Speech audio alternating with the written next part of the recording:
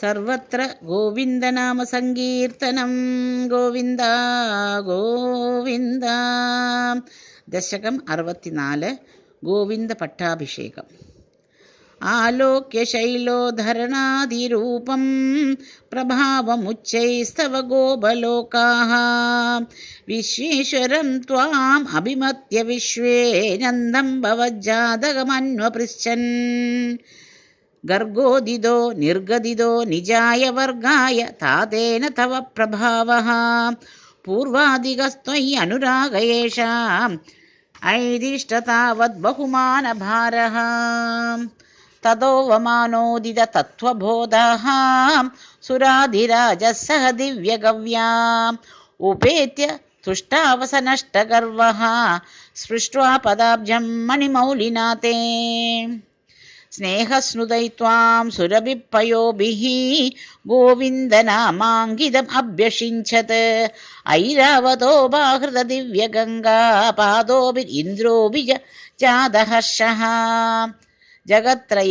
ജഗത്രയേശേ ത്വയി ഗോകുലേശേ തദാഭിഷിക്തേ സതി ഗോപവാടഃ നാകേപി വൈകുണ്ഠപദേഭ്യ ലഭ്യാം ശ്രിയം പ്രഭേദേ ഭവത പ്രഭാവാത് കഥാചിത് അന്തർയമുനം പ്രഭാതേ സ്നായൻ പിതാ വാരുണപൂരുഷേണ നീതസ്ഥം ആനേതും അകാപുരീം ത്വം താം വാരുണീം കാരണമർത്യരൂപഃ സസംഭ്രമത്തേന ജലാധിപേന പ്രഭൂജിതസ്ത്വം പരിഗൃഹ്യതാദം ഉമാഗത തക്ഷണം ആത്മഗേഹം പിതാ വദത് തച്ചരിതം നിജേഭ്യഃ ഹരിം വിനിശ്ചിത്യ ഭവന്തം ഏതാൻ ഭവത്പദാലോകനബദ്ധതൃഷ്ണാൻ നിരീക്ഷ്യ വിഷ്ണോ പരമം പദം തത് ദുരാപം അന്യൈസ്ത്വം അദീദൃശസ്താൻ സ്ഫുരത് പരാനന്ദരസപ്രവാഹ പ്രപൂർണ കൈവല്യ മഹാപയോധോ